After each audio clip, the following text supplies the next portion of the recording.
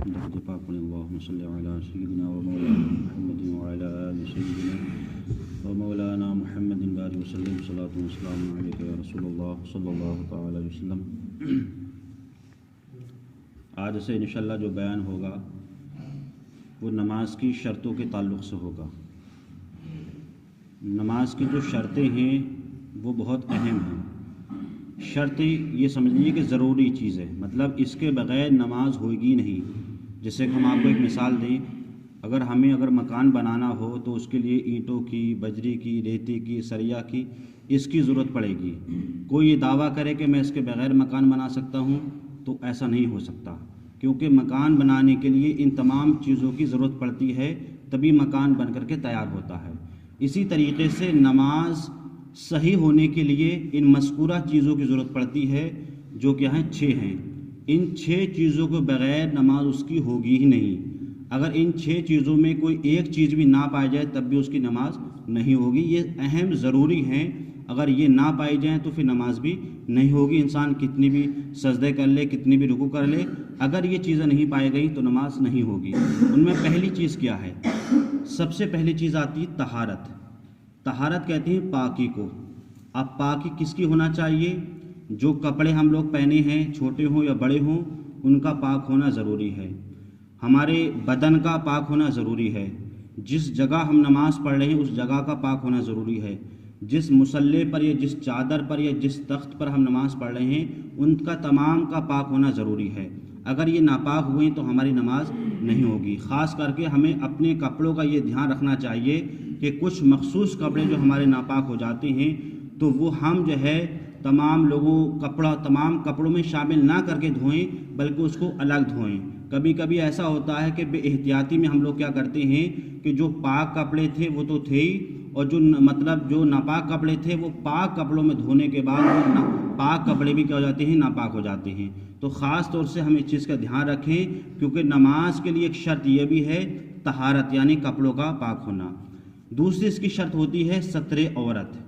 ستر عورت کسے کہتے ہیں؟ ستر عورت کہتے ہیں کہ نمازی چاہے وہ عورت ہو چاہے وہ مرد ہو، اس کے بدن کا چھپانا۔ اب عورت کے لیے کتنا ہے اور مرد کے لیے کتنا ہے؟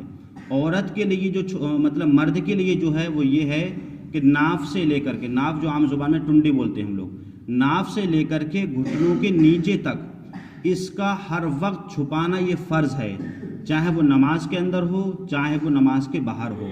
اگر آپ نے نماز کے اندر اتنا بھی اگر نہیں چھپایا، یہ فرض ہے، اس کے علاوہ پورا بدن چھپانا یہ اچھی بات ہے۔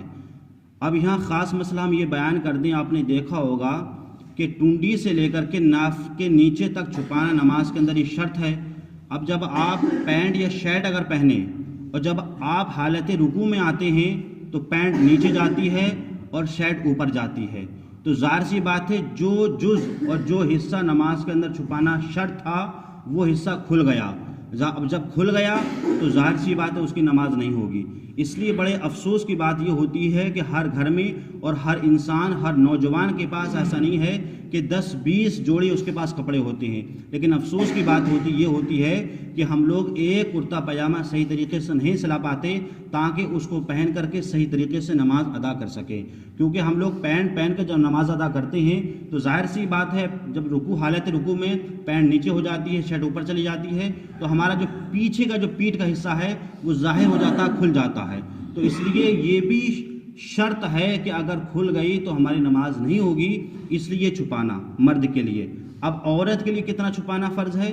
عورت کے لیے سوائے چہرے کے، ہاتھ کی ہتھیلی کے اور پیر کے تلوے کے علاوہ جتنا بدن اس کا دکھ رہا ہے، نماز کے اندر اس کو چھپانا کیا ہے؟ یہ شرط ہے۔ یہاں تک کہ اس کے جو بال ہیں ان بالوں کی اگر سیاہی بھی اگر نظر آ گئی تب بھی اس عورت کی نماز نہیں ہوگی، چاہے وہ تنہا پڑھتی ہو چاہے وہ اپنے کمرے میں پڑھتی ہو یا وہ سب کے سامنے پڑھتی ہو۔ اب آپ اس سے اندازہ لگا سکتے ہیں کہ اگر عورت کے بالوں کی سیاہی، مطلب دوپٹہ اس کا اتنا باریک ہے کہ اگر وہ بال کی سیاہی اگر نظر آ گئی تب بھی اس کی نماز نہیں ہوگی، یہ بھی ضروری ہے۔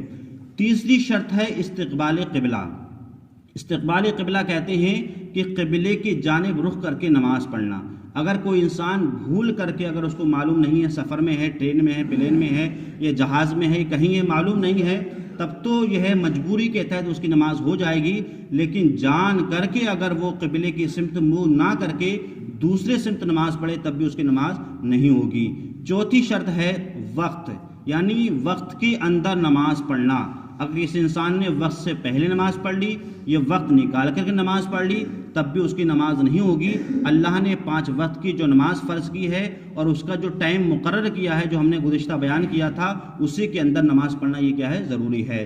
اس کی 5ویں شرط ہے نیت، مطلب جو نماز ہم پڑھ رہے ہیں اسی نماز کی نیت ہونا چاہیے۔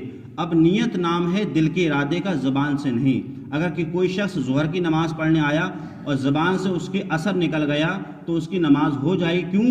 کیونکہ نیت جو نام ہے وہ دل کے ارادے کا ہے۔ ہمارے دل میں جو یہ تھی کہ ہم ظہر کی نماز پڑھ رہے ہیں، نہ کہ اثر، تو اگر زبان سے نکل گیا تو زبان کا اعتبار نہیں ہے، دل کا اعتبار ہے۔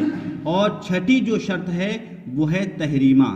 تحریمہ کہتے ہیں اللہ اکبر کہنے کو، مطلب جب ہم لوگ نماز شروع کرتے ہیں تو سب سے پہلے جو اللہ اکبر کہتے ہیں یہ کہنا بھی نماز کے اندر شرط ہے۔ اگر ہم نے ایسی ہاتھ باندھ لیے تب بھی ہماری نماز نہیں ہوگی۔ اب انشاءاللہ ان تمام کی تفصیل آگے ہم بیان کریں گے۔ اللہ تعالی ہمیں اور آپ کو صحیح طریقے سے نماز اس کے ارکان کے ساتھ ادا کرنے کی توفیق عطا فرمائے۔ اللہم صلی علی